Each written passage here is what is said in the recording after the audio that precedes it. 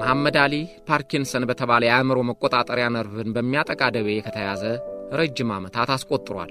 የእርሱ ህመም በሌሎች ላይ ሲደርስ ከጥቂት ዓመታት በላይ አያቆያቸውም ይላሉ የሕክምና ባለሙያዎች።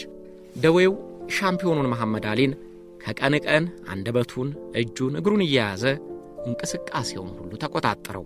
ግን አልተሸነፈለትም። እጆቹ የሚንዘፈዘፉ መናገርም የሚያዳግተው ቢሆን እርሱ ግን ከመድረክና ከመገናኛ ብዙሃን ፊት ተለይቶም አያውቅም። በዚህም ባህሪው ብዙዎቹ ሻምፒዮኖች በቁማቸው ከህዝብ ትውስታ ሲጠፉ፣ መሐመድ አሊ ግን በትውልድ ተቀጣጣይነት መሰረቱን እያሰፋ የጋለ ድጋፍ ያለው ሆኖ ቀጥሏል። መሐመድ በ32 ዓመታት የህመም ጊዜያቶቹ ዓለምን ዞሯል።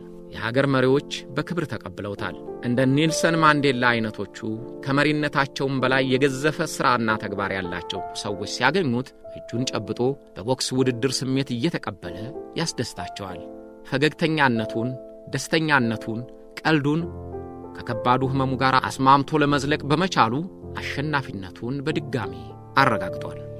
ይህን ሁሉ የሚያደርገው የነርቭ ደዌው ክፉኛ እንቅስቃሴውን በገታበት ጊዜ ነው።